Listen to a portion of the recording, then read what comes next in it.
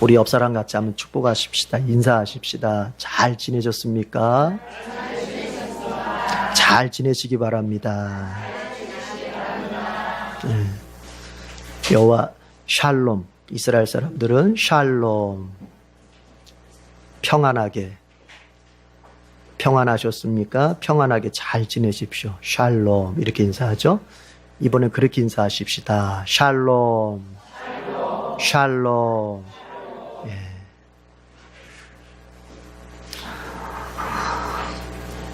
사도 바울 이후로 기독교의 사상 속에, 기독교의 교리 속에 가장 큰 영향을 미친 사람이 누구일까를 교회 역사 속에서 찾아보면 어거스틴이라고 하는 사람이죠.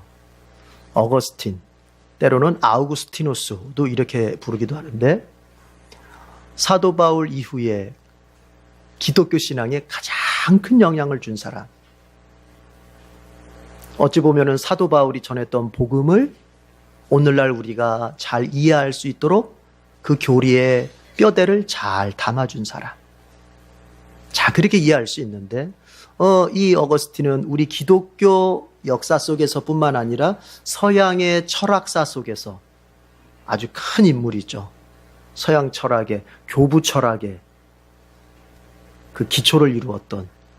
그래서 서양 철학에서 신학뿐만 아니라 어거스틴을 빼고서는 서양 철학을 논할 수가 없죠.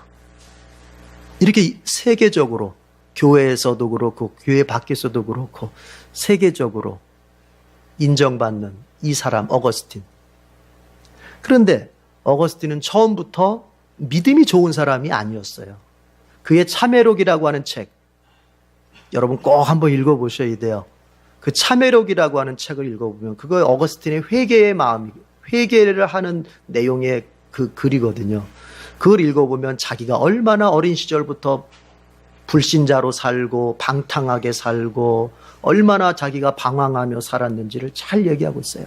그런데 자, 이 사람은 10대 때부터 그렇게 방탕하게 살았어요. 벌써 17살 때 여자와 동거하면서 그렇게 살았고, 또 세상적인 성공을 추구해서 굉장히 세상적인 학문을 공부해서 내가 출세해야 되겠다, 이런 것에 대한 것을 아주 강렬하게 추구했어요. 그러면서 종교적으로는 마니교라고 하는 그런 종교에 빠져서 기독교를 아주 비판하고 이랬던 사람이에요. 근데 그랬던 그가 하나님의 사람으로 온전하게 바뀌었단 말이에요. 세계 역사 속에 아주 큰 공헌하는 사람으로 바뀌었단 말이에요. 이렇게 될 수 있었던 이렇게 전환할 수 있었던 그 원인이 뭐냐, 원인이. 그의 책, 참회록에 보면은 잘 나와 있어요. 그건 뭐냐, 바로 우리 어머니 때문이다.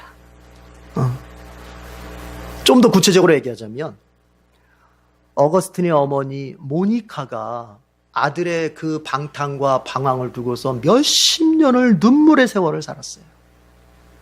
눈물을 흘리며 하나님 앞에 기도하며 살았어요. 하나님, 저 아들을 하나님께로 돌아오게 해주십시오.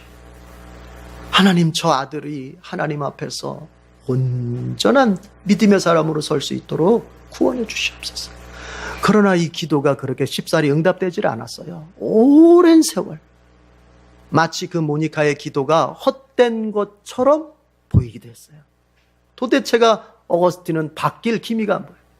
그러다가 이 어거스틴이 더 성공하고 싶어서 로마에 갑니다. 로마에서 수사학을 공부하고 때로는 수사학 강사가 되어서 돈도 벌고, 근데 그것도 양이 안 차서 밀란이라고 하는 곳에 가는데, 이태리 밀란에 가는데, 그 밀란에서 암브로시우스라고 하는 그런 감독을, 오늘날 말하는 목사님을 만나요. 암브로시우스의 설교를 듣게 돼요. 그러면서 이 어거스틴이 감동을 받게 됩니다. 그래서 그가 이제 개종을 하게 되는데, 그런데 그 어머니 모니카가 암브로시우스에 대해서 어거스틴 자기 아들이 좀 뭔가 좋은 인상을 가지고 있다는 걸 알고서 그 암브로시우스가 있는 성당에 가서 늘 기도하고 거기서 눈물로 기도하고 거기서 하나님께 매달렸어요. 그러던 어느 날 이 어머니 모니카가 암브로시우스를 이제 만날 기회가 있었어요. 그때 그 모니카가 암브로시우스에게 요청합니다. 감독님, 우리 아들이 하나님께로 돌아올 수 있도록, 우리 아들이 하나님의 사람이 될 수 있도록 우리 감독님께서 수고 좀 해주세요. 도와주세요. 그때에 이제 암브로시우스가 모니카에게 했던 말, 그 말이 아주 유명한 말이에요. 그 말이 아주 유명한 말이 됐어요. 이제 걱정하지 마시고 돌아가십시오.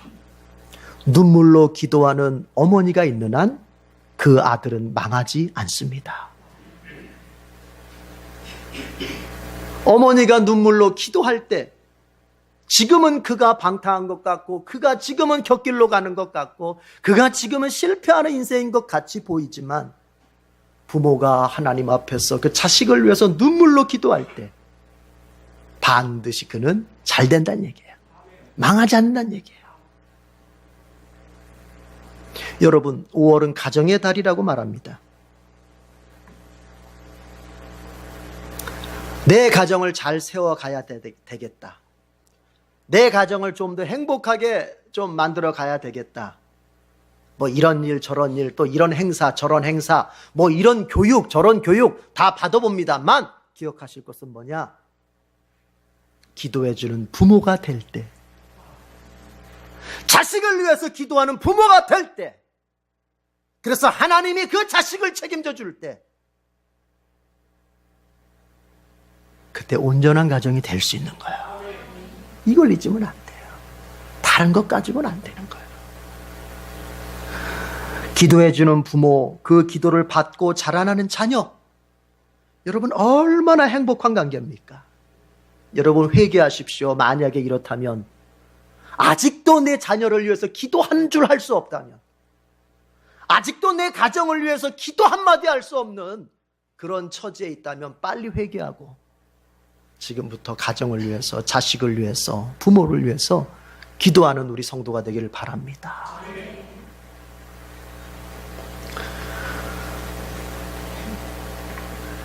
인생에는 많은 고난과 아픔과 절망거리들이 있죠. 그렇죠. 모니카가 자기 아들의 그 방탕한 삶을 보면서 어미로서 가슴 아파하고 힘들었던 것 뿐만 아니라, 사람 각자는 다 자기 인생의 고난과 아픔과 절망거리들을 지니고 있단 말이에요. 그 절망거리들이 가정에 있고, 직장에 있고, 교회에도 있어요. 모든 사람은 하나도 예외 없이 현실의 고난과 절망들을 경험하며 살아요. 여러분도 그럴 거예요. 심지어는 여러분, 오늘 성경에 뭐라고 기록되어 있습니까? 성령을 받고 하나님의 자녀가 된 우리도 신음하면서 살고 있다, 그렇게 얘기합니다. 23절 읽어보세요. 23절, 성경 23절, 이것이 신자의 현실입니다. 23절 다 같이 시작. 그뿐만 아니라 첫 열매로서 성령을 받은 우리도 자녀로 삼아 주실 것을, 곧 우리 몸을 속량하여 주실 것을 고대하면서 속으로 신음하고 있습니다. 속으로 신음하며 삽니다. 속으로 고통하며 삽니다. 인생의 아픔들을 느끼며 삽니다. 그것 때문에 때로는 절망하기도 합니다. 그것 때문에 때로는 내 마음이 낙심되기도 합니다. 그렇다고 해서 그가 신자가 아닌 것이 아닙니다. 성경은 분명히 말합니다. 성령을 받은 우리, 성령을 받은 우리도 속으로 신음하며 산다. 이게 신자의 현실이에요. 그래서 여러분, 예수 믿으면 모든 것이 다 형통해서 항상 웃을 일만 있다. 그 거짓말이라니까요. 잘못되게 가르친 거예요. 그렇지 않아요. 성경 뭐라고 말합니까? 성령을 받은 우리도 속으로 신음하고 있습니다. 예수님 믿어서 구원받았고 하나님의 자녀된 자리에 서 있지만, 오늘이라고 하는 현실 속에서는 나에게도 아픔이 있어요. 감당해야 될 부담된 인생이 있어요. 가정에서 아픔이 있고, 직장에서 감당해야 될 부담이 있고, 내 삶의 현 주소에서 나를 짓누르는 여러 문제들을 만나고 있어요. 이게 신자의 현실이에요. 여러분, 이걸 부인하겠습니까? 이걸 부인하면 시험 드는 거예요. 이걸 부인하면 신앙생활이 아직 뭔지를 모르는 거예요. 이것이 정상입니다. 따라합시다. 이것이 정상이다. 여러분이 예수 잘 믿고 있습니다. 기도 생활도 하고 있습니다. 주님 앞에 내가 충성 봉사하는 삶도 살려고 했습니다. 그러면 내 가정에 왜 이런 문제가 와요? 내 인생에 왜 이런 어려움이 와요? 내 자식한테 왜 이런 일이 발생해요? 그럴 수 없다는 거예요. 내가 기도하고 내가 주님 뜻대로 살고 있어도 나로서는 부딪히게 되는 아픔들이 있다는 거예요. 이걸 인정하고 가야 돼요. 그래서 번영신학의 입장에서는 여러분 이렇게 판단하죠. 저가 부자가 됐어. 아이고 저 사람 예수 잘 믿는 사람. 저가 병이 하나도 없어. 아이고 예수 잘 믿는 사람. 저가 암병에 걸렸다가 고침받았대. 아이고 예수 잘 믿는 사람. 이건 번영신학적 관점이에요. 이건 좀 극단적으로 얘기해 보겠습니다. 이것은 기독교 사상이 아니에요. 성경적 가르침이 아니에요. 뭐 이단까지는 아니더라도 오히려 역으로 말합니다. 바울은 뭐라고 디모데에게 얘기했습니까? 무릇 경건하게 살고자 하는 자는 따라합시다. 고난도 받는다. 네가 신앙으로 경건하게 살려고 애쓰다 보면 네가 반드시 경험하게 되는 것은 고난이라는 것이다.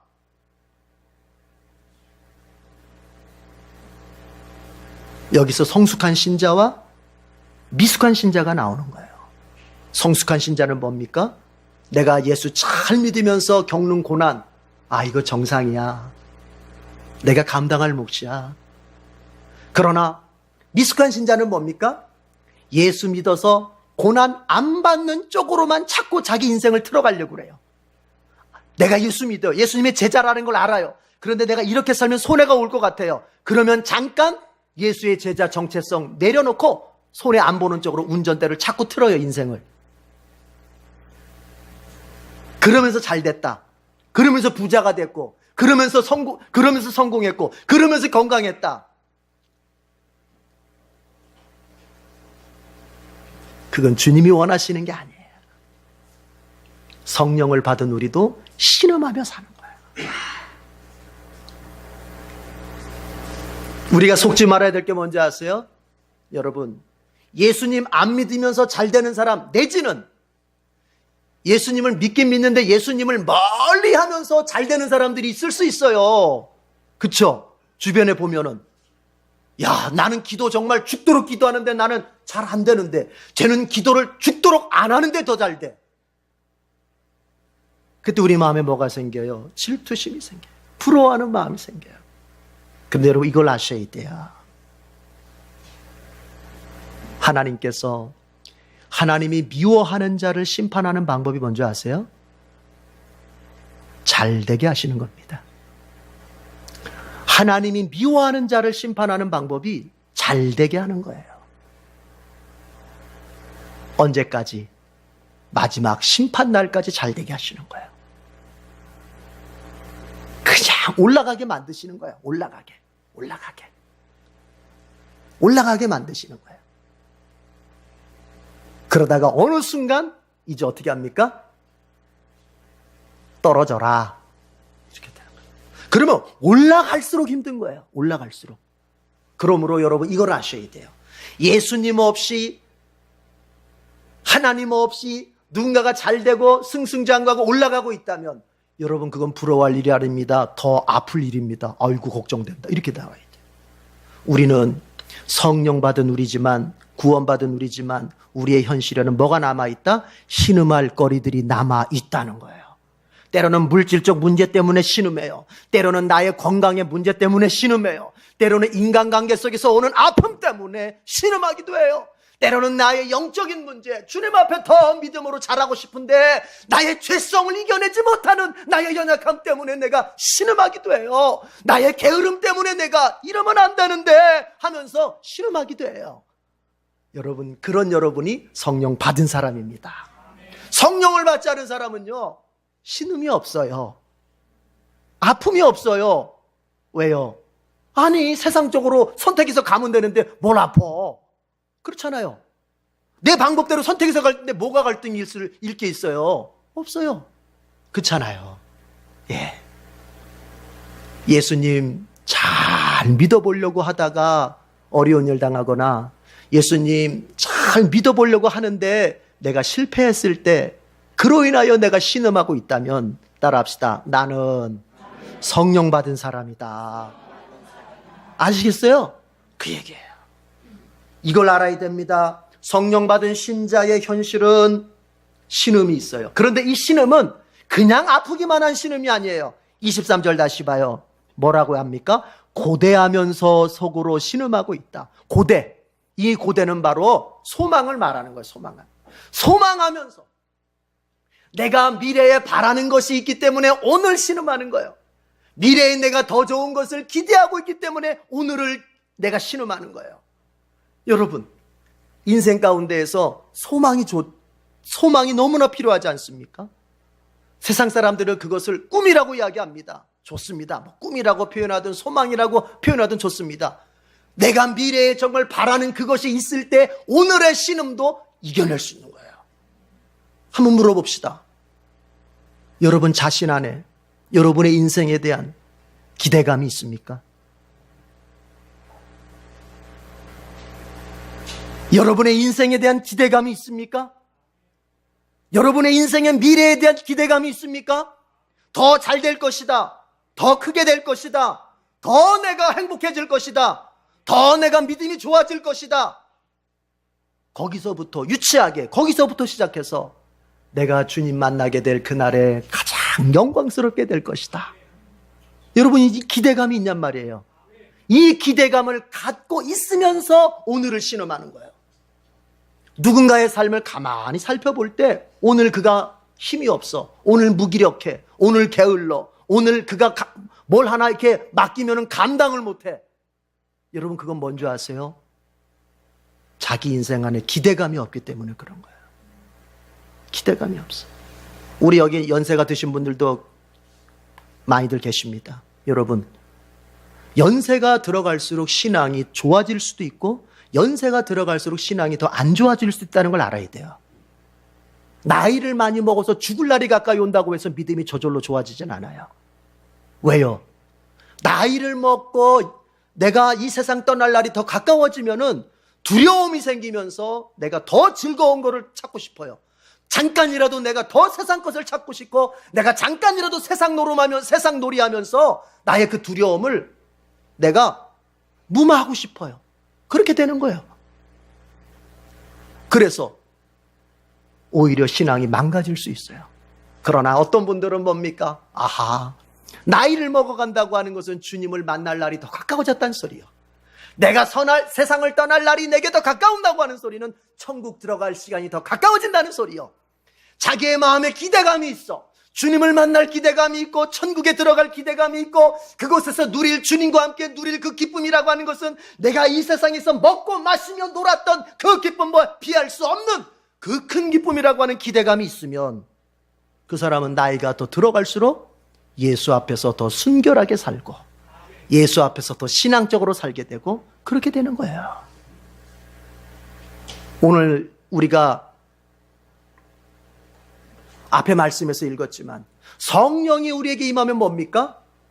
여러분, 늙은이도 꿈을 꿉니다. 꿈을 꾼다는 게 뭐예요? 기대감을 갖게 되는 거예요. 성령이 우리에게 임하면 우리 안에 기대감을 갖게 하는 거예요.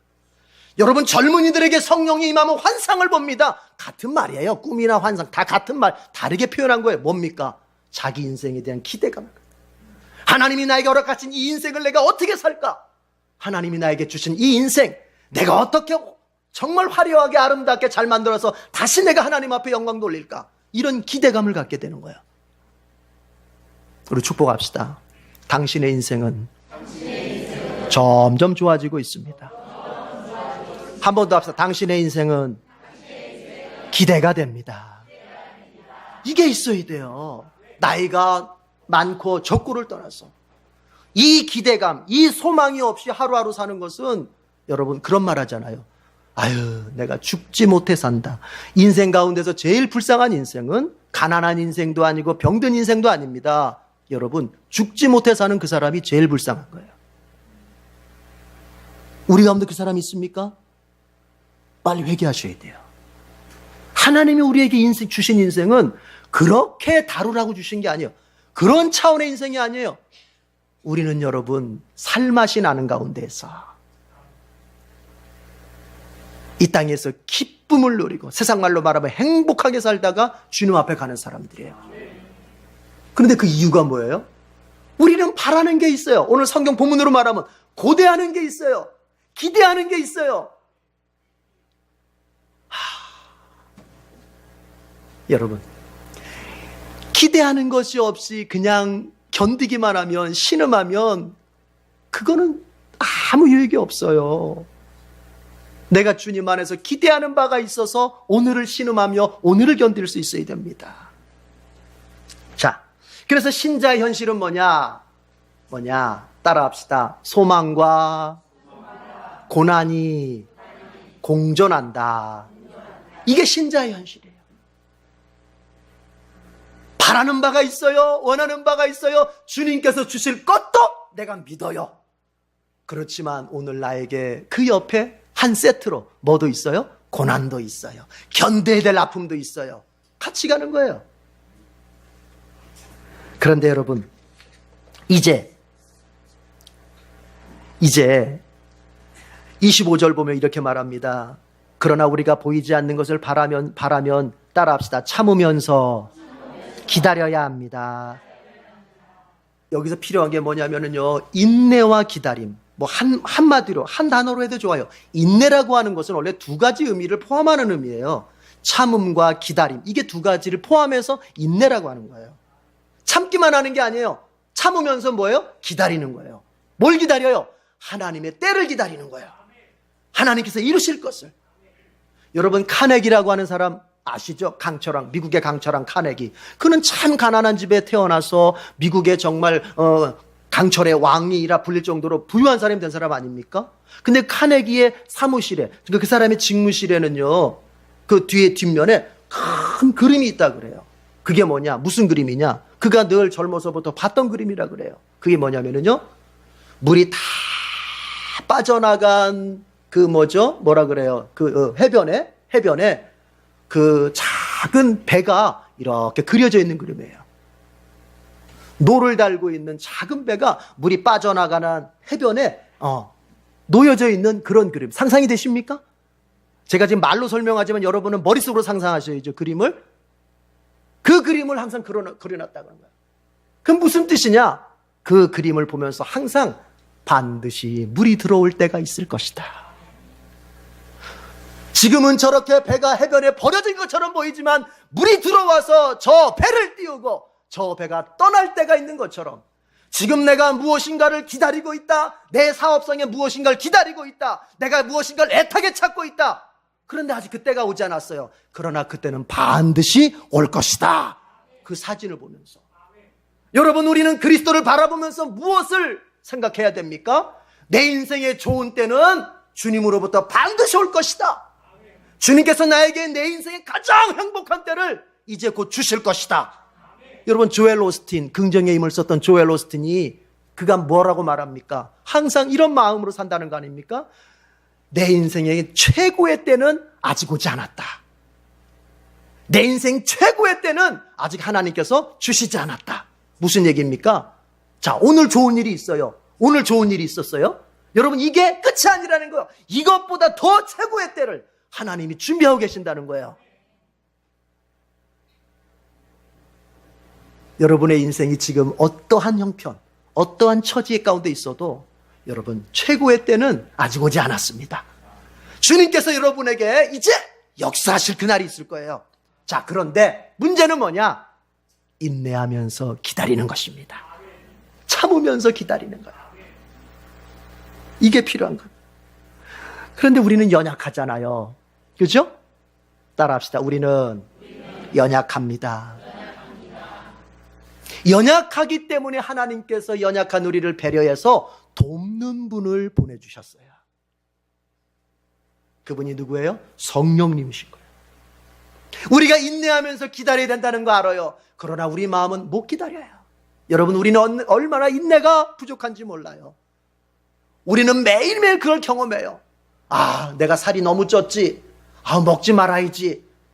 아, 못 견뎌요. 못 견뎌요. 못 견뎌요. 내가 운동을 계획해놓고 이제부터 내가 운동 좀 해야지. 오죽했으면 뭐라 그래요? 작심삼일이다. 작심삼일. 우리는 뭔가를 결심하고 뭔가를 계획해도 인내심이 부족해서 감당을 못해요. 아마 여러분 2018년도 새해 출발하면서 하여튼 거창하게 몇 가지, 한두 가지라도 여러분이 마음속에 계획한 게 있을 겁니다. 어떻게 좀 열매 좀 보셨나요? 물어보세요, 옆에 사람한테. 좀 어떻게 좀 열매 좀 보셨나요? 물어보시라고요.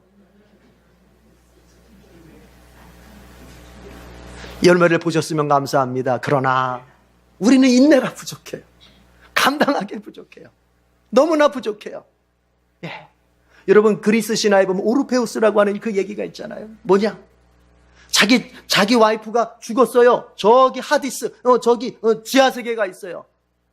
자기 사랑하는 그 아내를 갖다가 이제 오르페우스가 데려와야 되는데, 그래서 지하세계를 어차어차 해가지고 지하세계까지 들어갔어요. 이제 데려갑니다. 데리고 나가는데 하디스가 이제 조건을 달았어요. 저 지상으로 나갈 문이 나올 때까지 절대로 뒤돌아보지 마라. 네 아내가 네 뒤를 따라갈 텐데 너 절대로 뒤돌아보지 마라. 만약에 네가 그 지상의 문에 도착하기 전에 혹시나 올까 해서 뒤돌아보면 네 아내는 다시 하디스, 지하의 세계로 추락하게 될 것이다. 알겠다고. 그리고 이제 갔어요. 한참 가는데. 한참 가다가 마음이 이제 정말 따라올까? 정말 지금 내 뒤에 있는 걸까? 왠지 없는 것 같아. 올라가면서 이제 조금만 가면 되는데, 조금만 가면 이제 지상의 문인데, 조금만 가면 되는데, 여러분 몇 발짝 안 남겨놓고 어떻게 합니까? 오르페우스가 에이 모르겠다고 뒤돌아봐요. 뒤돌아보니까 어떻게 됩니까? 그 아내가 뒤따라오다 말고 갑자기 또 하얀, 말하자면 영혼이 되어서, 시신이 되어서 다시 지하로 떨어집니다. 인내를 못해요. 주님이 조금 참아라 그러면은 예 참겠습니다 하고 견뎌야 되는데 못 견뎌요. 예 기도해라 그러면 예 기도하겠습니다. 아이고 조금 기도하고 3분 기도했는데 30분 기도한 것 같고 30분 기도했는데 막 3시간 기도한 것 같아. 인내심이 없어. 인내심이. 여러분 바라는 게 있으면은 인내를 하셔야 돼요. 주님 말씀하시잖아요. 제가 가만히 보니까요, 인생의 모든 것의 열매는 마지막엔 인내를 통해서 맺어집니다. 그렇습니다.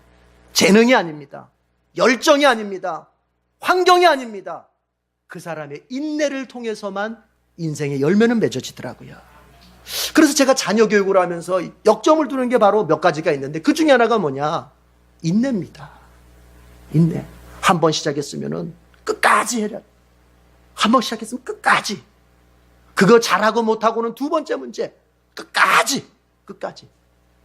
왜냐? 인생의 모든 열매는 뭘 통해서 이루어져요? 인내를 통해서. 그래서 인내를 연습해야 돼요. 인내를. 여러분 이제부터 다른 거 못해도 좋습니다. 인내만 연습하십시오. 여러분 인내만 연습하면 여러분은 인생에서 더 좋은 때를, 더 좋은 환경을 반드시 얻습니다. 오늘 주님 말씀하세요. 참으면서 기다려야 한다. 보이지 않는 것을 바라면 참으면서 기다려야 된다. 여러분 소망이 있습니까? 이제 참으면서 기다리면 됩니다.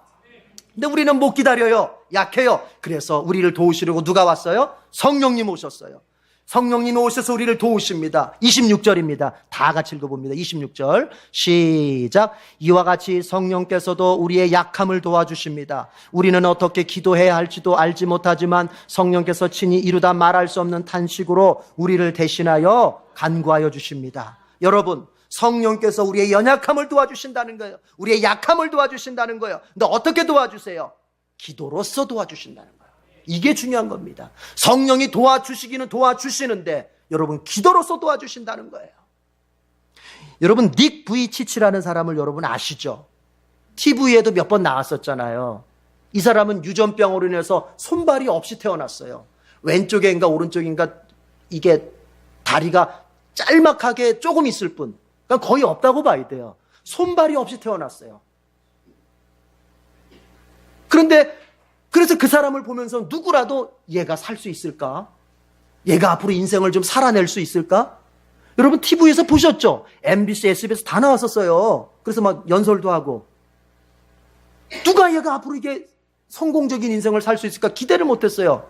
본인 자신도 말합니다. 8살 땐가 10살 땐가 이제 그만 끝내야 되겠다. 자기의 생을 끝내야 되겠다 하는 마음도 먹었고 시도도 했다 그래요. 우울증이 너무 심해서. 점점 자라나면서 이제 세상 사람들하고 비교가 되니까 자기의 외모가, 자기의 인생이. 그런데 여러분 오늘날 그를 보십시오. 그는 대단히 성공한 사람입니다. 그 사람은 세계적인 연설가입니다. 세계 여러 곳에서 여기 와서 연설해 주십시오. 저기 와서 연설해 주십시오. 바쁩니다. 세계 여러 곳을 다니면서 연설합니다. 아주 예쁜 부인도 얻었습니다. 예쁜 부인하고 결혼해서 자식도 낳고 행복한 가정을 꾸렸습니다. 그 사람은 또 예수 믿는 사람으로서 연설하러 다니면서 예수님을 전합니다. 복음을 전합니다. 여러분 그렇게 됐으니 얼마나 돈도 많이 벌었겠어요. 연설하러 다니면 돈 많이 받잖아요. 부유해졌습니다. 어느 누구도 그를 가리켜서 얘가 앞으로 살아갈 수 있을까 이런 애가, 그랬던 사람이 우리 생각 이상으로 너무나 성공적인 인생을 살았어요. 그래서 그가 힐링 캠프인가 SBS 했던 거 나와서 언젠가 얘기를 하는 걸 제가 들었어요. 여러분 그 닉 부이치치가 책을 썼었잖아. 여러 가지 썼는데 닉 부이치치의 플라잉이라고 하는, 플라잉 이 비상을 말하는 거죠. 그렇죠. 비행기가 뜨는 거 플라잉. 그 플라잉이라고 하는 책에서 그렇게 얘기를 합니다. 내가 원하는 것을 언제나 얻을 수 있을까요? 아닙니다.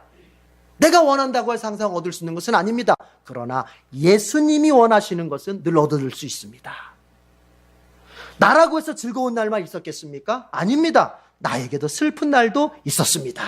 그런데 그 슬픈 날, 그래서 한없이 힘이 빠지고 연약해지는 그 순간, 그때가 나는 하나님의 권능을 체험할 때라고 생각했습니다. 연약해지는 그때 나는 기도하고 하나님을 신뢰할 때라고 믿었습니다. 그래서 하나님을 신뢰하고 기도하면서 하나님께 시선을 맞추었더니 그때에 기적이 일어났습니다. 이런 얘기를 해요. 여러분 우리가 약할 때, 내가 신음해서 고통하고 절망스러울 때 우리는 포기합니다. 우리는 예수님 앞에 원망하면서, 사람 앞에 원망하면서 그냥 주저앉습니다. 그러나 오늘 닉 부이치치 얘기를 들어보십시오. 그 순간이 바로 하나님의 능력, 하나님의 권능을 체험할 때다. 내가 이것을 알고 그 하나님 앞에 기도하며 시선을 맞추었을 때 하나님은 능력으로 내 인생에 기적을 이루었다. 성령께서 나를 도우십니다. 나의 연약함을 도우십니다. 근데 어떻게 도우세요? 기도하시면서 도우시는 거예요. 말할 수 없는 탄식으로 기도하신다는 거예요. 어떤 사람들이 이걸 해석할 때 이것이 바로 방언 기도다 이렇게 얘기하는데 그건 틀린 말이에요. 여기선 지금 방언을 얘기하려고 하는 게 아니에요. 전혀 문맥상 관계가 없어요. 성령이 내 안에서 기도하시는. 그런데 이걸 아셔야 돼요. 성령이 말할 수 없는 탄식으로 나를 대신해서 간구한다고 하니까 성령은 저기에 있고 나는 여기에 있고, 그래서 나는 그냥 내가 하고 싶은 대로 하고 있고 성령이 나를 대신해서 기도해 준다는 개념으로 이해하면 안 돼요. 성령이 말할 수 없는 탄식으로 나를 대신해서 간구한다고 하는 것은 내 안에서 하시는 일이에요. 어디에서? 내 안에서. 성령이 내 안에서 말할 수 없는 탄식으로 나를 위해서 기도해 주신단 말이에요. 자, 그러면 보세요, 여러분. 잘 들어보세요. 성령께서 내 안에서 나를 위해서 말할 수 없는 탄식으로 기도할 때 내 영혼이 영향을 받겠어요? 안 받겠어요? 내 영혼이 영향을 받아요. 성령이 안에서 기도하잖아요. 그럼 내 영혼이 어떤 영향을 받아요? 나도 기도해야 되겠다. 내가 이러면 안 되지. 기도해야지. 기도의 영향을 내가 받게 되는 거예요. 그래서 어떻게 돼요? 기도에 무릎을 꿇게 되는 거예요. 성령이 우리를 그렇게 도우시는 거예요. 나로 하여금 기도하고 싶은 마음을 갖도록 하면서 도우시는 거예요. 그러므로 자꾸 여러분 이렇게 보십시오. 자꾸 내 안에서 내가 누군가로부터 얘기를 듣지 않는데도 자꾸 내가 기도해야 되는데, 내가 기도해야 되는데, 나 이렇게 기도 안 하다가 한 대 두들겨 맞을 수도 있을 텐데, 이런 마음 누가 지금 도우시는 거예요? 성령이 도우시는 거예요. 그래도 안 하면 이제 성령이 어떻게 돕느냐? 목사를 통해서 돕는 거예요. 여러분, 집사님 기도하셔야 됩니다. 아무개씨 기도하셔야 됩니다. 그렇게 기도 안 하면 안 됩니다. 이게 뭐예요? 성령이 목사를 통해서, 구역장을 통해서 그 사람을 돕는 거예요. 아시겠어요? 목사님이 자꾸 기도하라고 그래. 목사님 나 안 보면 기도하라고 그래. 아니 목사님 나 안 보면 기도하라고 괴롭혀. 그게 아니에요. 성령이 목사를 통해서 나를 도우시는 거예요. 그래서 닉 부이치치처럼 이제 내가 약하고 힘없고 내가 낙심스러울 때 어떻게 해요? 내가 이제 하나님께 시선을 고정하고 기도할 때 기적이 일어나는 것입니다. 여러분이 기도하고 있을 때 성령은 여러분을 도와 여러분의 일이 되게 하십니다. 여러분이 기도할 때 성령은 여러분의 인생에 그 막혔던 담을 밀어내고 거기에 문을 만들어 주십니다. 믿으시길 바랍니다. 혹시나 여러분이 여러분이 기도하면서 성령의 도우심을 자꾸 기다리고 있는데 아직도 나에게 도움이 오지 않는 것 같아. 성령은 나를 안 도우시나? 아니 약한 사람을 돕는다는데 성령은 나는 안 도우시나? 나 구원받지 못한 사람인가? 아닙니다. 100년 동안의 고독이라는 책을 쓴 작가가 있어요. 가브리엘 가르시아 마르케스라고 하는 사람인데 이 사람은 1982년에 노벨 문학상을 이 작품으로 받았어요. 100년 동안의 고독. 그래서 그 후에 이 사람은 아주 유명한 사람이 되고 성공한 사람이 되어서 이제 남미에서 그 빈곤층의 사람들에게 봉사하는 그런 아주 좋은 일을 이제 주도하는 그런 사람이 돼요. 그런데 이 100년의 고독이라는 작품 이걸 써가지고 맨 처음에 출판사를 갔었어요. 근데 가는 출판사마다 다 태짜 놓는 거예요. 아 이게 또 글이냐? 이걸 무슨 어떻게 책으로 내? 다 태짜 맞는 거예요. 그러다가 어느 출판사 하나가 그것을 받아줘가지고 이제 그 100년의 고독이 세상에 나왔고 그것이 노벨 문학상까지 타는 그런 기회가 됐던 거죠. 그런데 여러분 보세요. 그 마르케스가 이런 얘기를 합니다. 성공한 다음에 노벨상까지 탄 다음에 이런 얘기를 합니다. 그때 잔혹하게 거절했던 그 출판사들을 생각할 때마다 나는 고맙다는 생각이 듭니다. 마르케스의 말이에요. 내가 100년의 고독 그 작품을 들고 가서 좀 출판해 주세요라고 했을 때 뭐 이게 책이야? 이런 걸 어떻게 출판하면서 잔혹하게 거절했던 출판사들이 지금 생각해보면 참 감사하다. 왜? 그렇게 거절당했을 때 나는 더 갈고 닦았다. 그렇게 거절당했을 때 나는 더 의지를 불태워서 내가 더 열심히 했다. 그렇게 거절당했을 때 내 책의 내용을 더 수정하고 더 아름다운 문장, 더 깊이 있는 내용으로 내가 수정해서 내가 드디어 노벨 문학상을 받았다. 여러분, 성령께서 여러분을 거절하는 것처럼 보입니까? 여러분이 기도하고 있는데도 아직도 성령께서 여러분을 돕지 않는 것처럼 보입니까? 성령은 돕는 영입니다. 아니, 성령은 이 땅에 나를 도우시기 위해서 오셨습니다. 그럼에도 불구하고 아직도 내게 그 도움을 눈으로 보여주지 않고 있다면 그것은 뭐냐? 여러분, 내가 더 갈고 닦을 게 있다는 얘기입니다. 내가 주님 앞에서 더 새로워져야 할 게 있다는 것입니다. 그게 새로워지고서야 성령은 나에게 도움을 열매로 맺어질 것입니다. 내가 끊어야 할 것을 끊어야 드디어 성령이 내게 역사하실 거라는 얘기입니다. 여러분, 내가 기도하고 있는데도 아직도 열매로 보여지지 않는 것이 있다면 그것은 하나님을 원망하고 교회를 원망하고 나 자신을 원망할 것이 아닙니다. 이것은 주님이 나를 들여다보고 성령이 나를 도우실 수 있도록 이제 회개하고 새로워지라는 얘기입니다.